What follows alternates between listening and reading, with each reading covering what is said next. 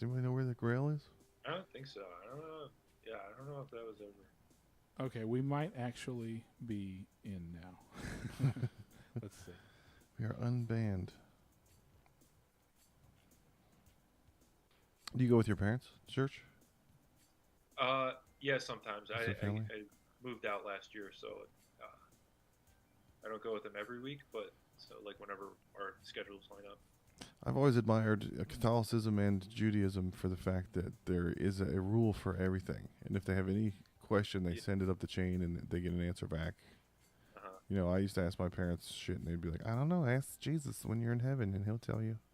Uh-huh. You have to wait your whole life to find out, but like, yeah, and in Jewish religion and Catholic, if somebody has a weird question, they give it to the cardinal, and it goes up to the top, and then Yeah. they have a finding, they have the scientific findings, and then they send it back down. They go, "This is the new rule for who can go pee pee in what bathroom, or who's allowed to be gay."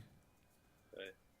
So at least there's some semblance of order, and there's not anybody going, "I don't know." And that's probably what split the Christian church up, is all these denominations are because of people saying, "No, I don't think that's what that means," and Yeah. arguing over minutia. That's why there's pre-tribbers and post-tribbers, and Uh-huh. people that believe in the transfiguration are not.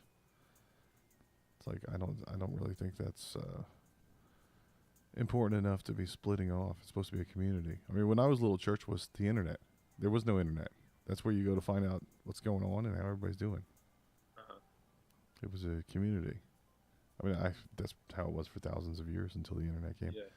And then I quit going to church, and the internet came out, and then the internet turned into church. Now everyone's on there judging each other and showing off. Yeah. And virtue signaling.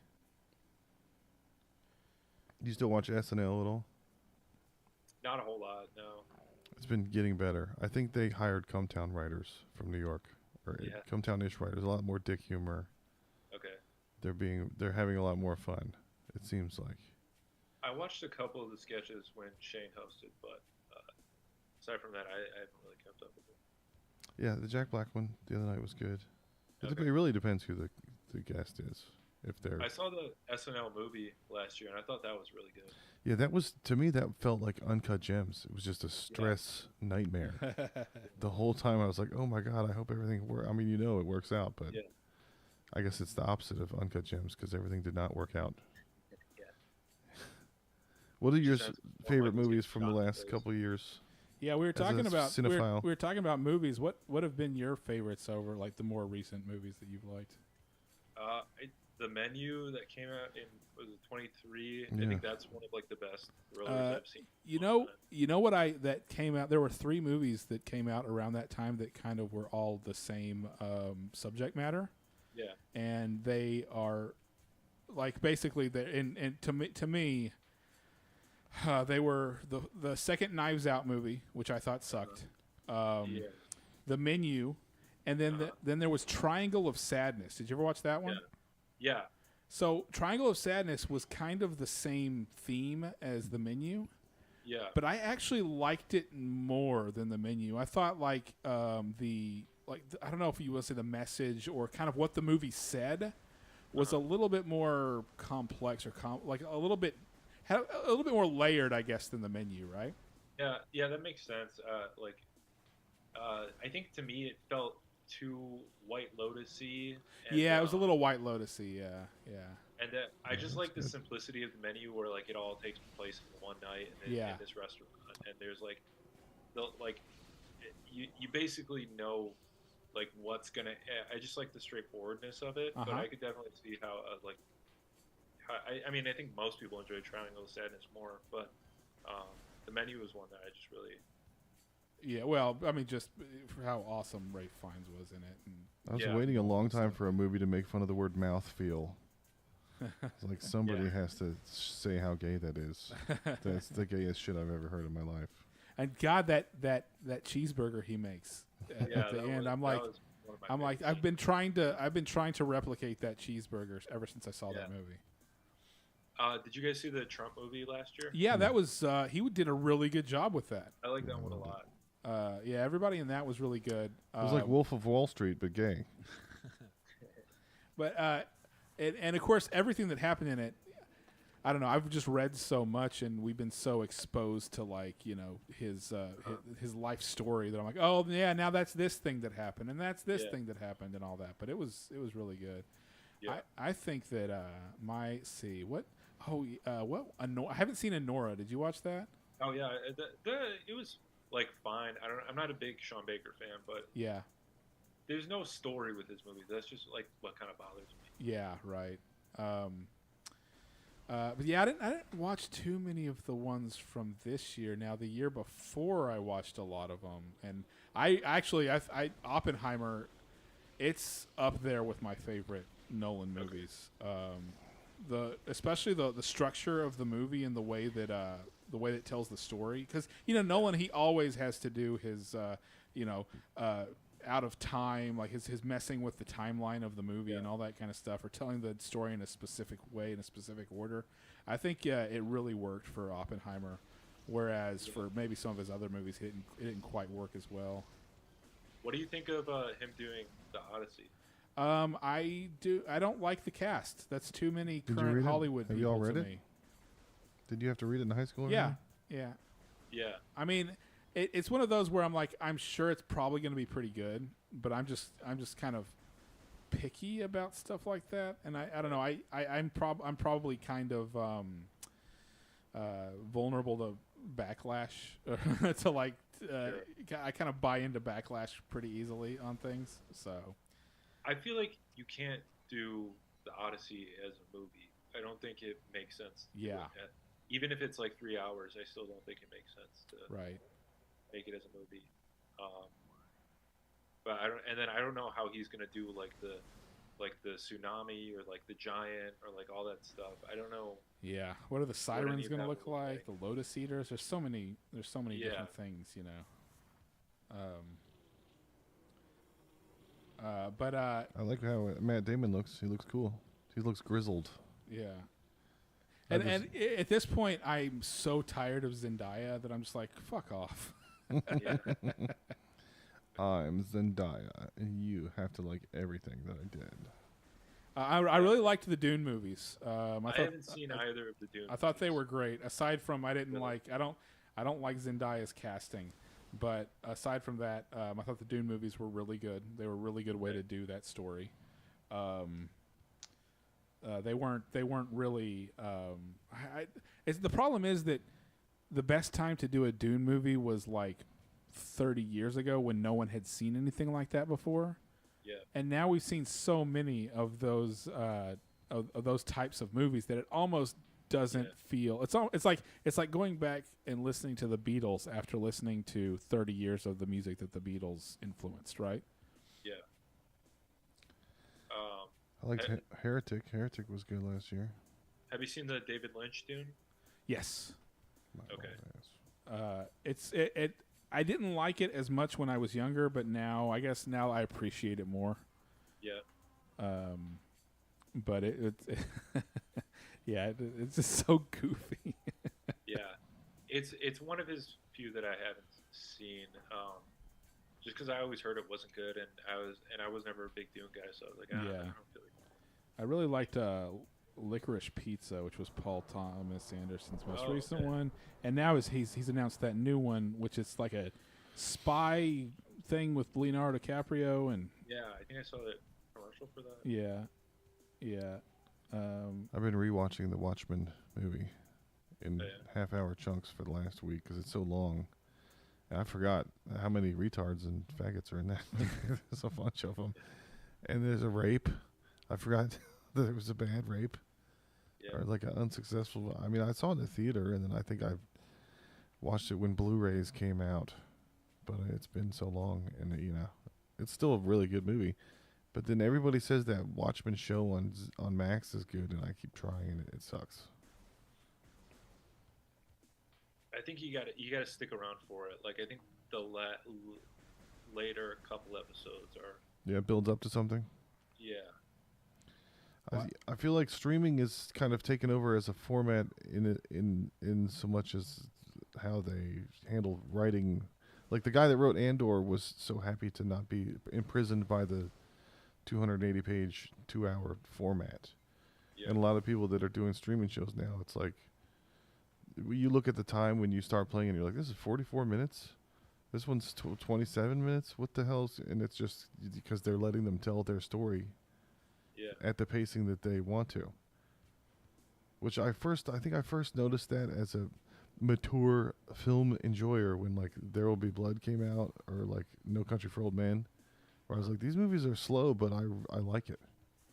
It's working for me. And before then, I was like, let's move it along. My favorite movie was like Bill and Ted's when I was little.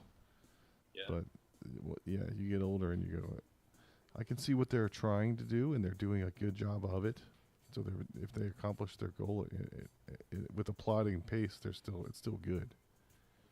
But it's weird growing up, in the 80s with commercials and 2-hour movies and having streaming services now where things are odd lengths.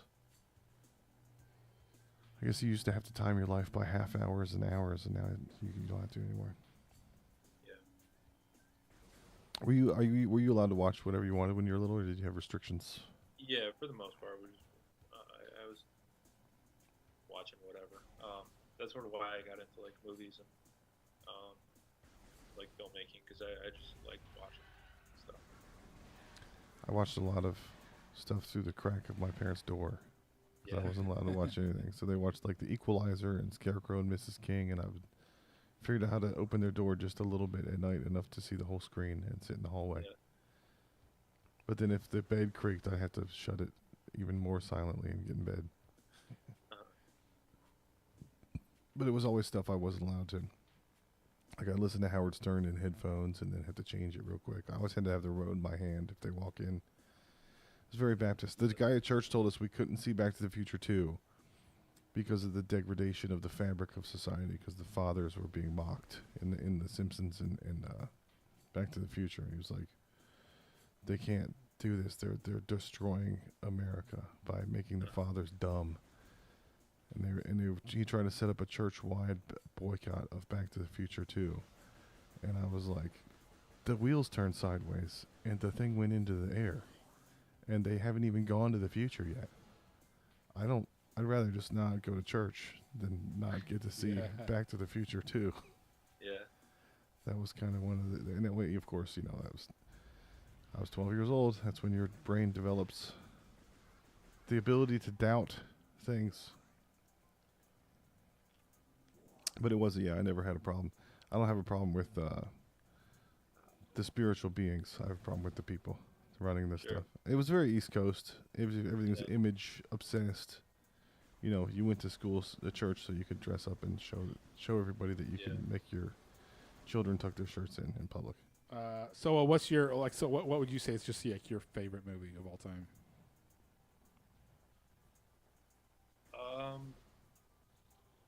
I like The Big Short a lot. That's one I've seen probably 10 times, and I like That's the story and the comedy of it. Succession guy, right? That's Adam McKay. Yeah, that's the guy. Adam McKay, yeah. And Will Ferrell. It's got to start with Will Ferrell. Freaking Anchorman and all those. Yeah. He made those. It's been an interesting, transition into the stuff that how he got started. Because I think he was a writer for SNL. He might have been the showrunner for SNL. I think in the so. 90s. I think he was like a improv guy, and then he started directing SNL. Yeah. He was like part of the Second City thing. Right. What do you guys think of the Terrifier movies? I have not watched any of the Terrifier movies. Really? But they're kind of one of those. They're kind of like unabashedly just they're like, aren't they a little tongue in cheek, a little screamy? A little bit, yeah. Their whole thing is just they're like super gory. And Yeah. They like just tear people to bits, and it's just all like blood and like just ripping people apart. Whatever. Yeah, right. I don't know. I'm not a big fan. I'm not a big fan of like gory movies like that, because it's just like there's no story behind it. You're just kind of like killing people just for the fun of it. Yeah. I don't know. What is? I don't even know what Paradiso is. Terrifier. It's like a supernatural guy, or is it just a guy who dresses like that, like the clown or whatever? I think it's supposed to be he's supernatural, but he's just because he dies in the first one, but then he comes back to life in the second one, and I don't think it's really explained. But it's just the whole thing is just he's going around and just killing as many people as he can. Right.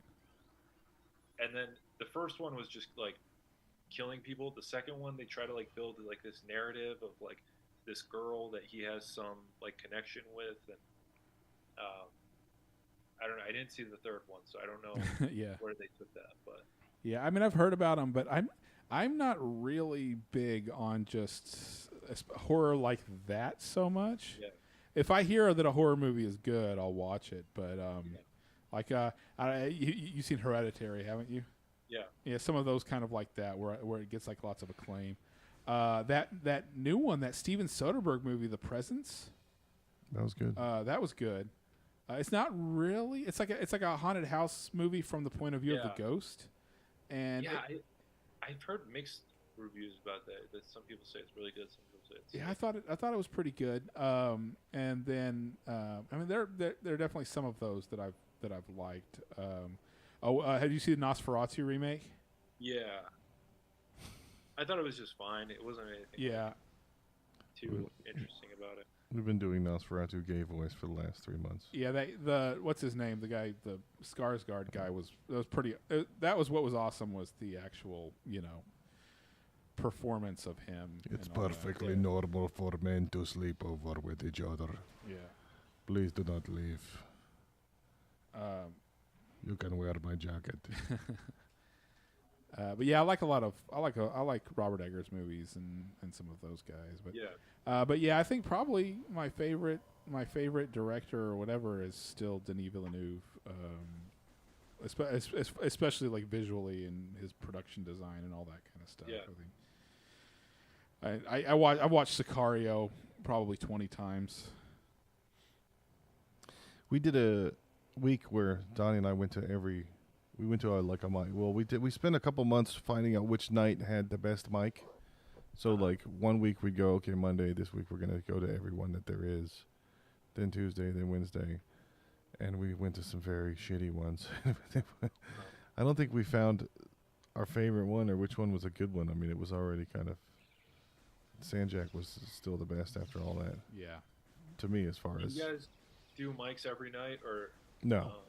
No, okay. I've got wife, kids, full-time job. Yeah. I get when I can. If I work on the other side of town, so a lot of times I'll be able to stop on the way home and do a mic instead of sitting in traffic and like get home the same time.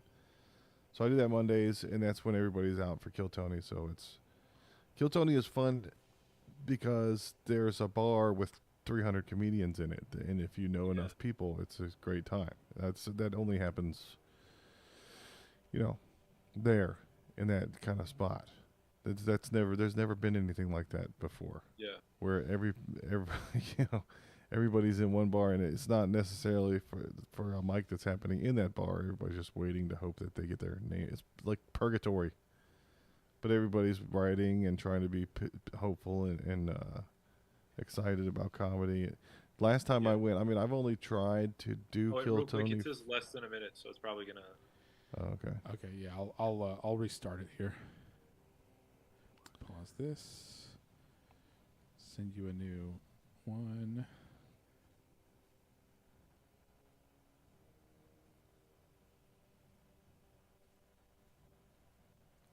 Better Man. I watched Better Man recently. That was good. I enjoyed that. The monkey movie. Now it won't let me do another meeting for 9 minutes. Oh, damn. You have his information. Mm-hmm. Ask him if he can. Actually, I wonder if I can do it by his email address. Let's see. Members. Invite.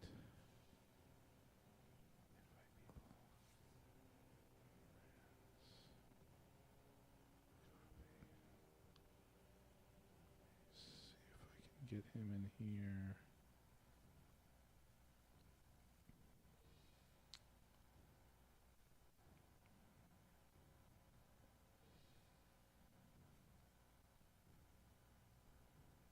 Sure would be nice if things just didn't stop working out of nowhere. every once in a while, like today. Boy, sure would be nice. I gotta go soon anyway, dude. Yeah. Still have to open my children's cards. They both have a card. They wanted us all to be there at the same time for it. Yeah, I gotta get this shit fixed. Let's see.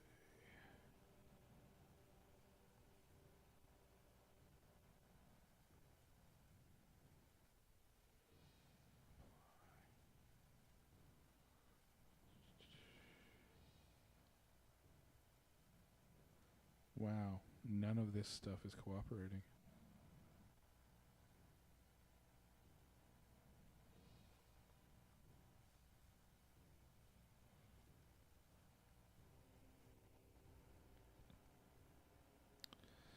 Yeah, the Kill Tony was on Netflix today. I watched it. Joe Rogan was on, and he said 0 things. Why does He it just need sat copy there. button? What the hell does that fucking mean? That's fucking crazy that it won't let me have an actual invite link to invite someone to this Discord server. It says hidden use copy button, and when I hit copy, it doesn't actually copy that.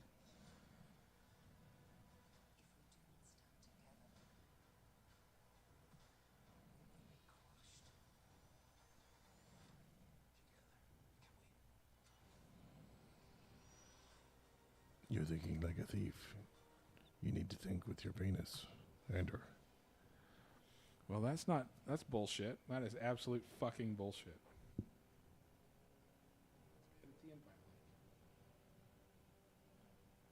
We used up all the Zooms. There's no more Zooms. Yeah, we can't do a Zoom for 10 minutes. Well, I gotta go anyway. Yeah. I'll tell them we say goodbye on Instagram. Yeah. Tell him I'm working on inviting him to Discord so we can do this again, but yeah.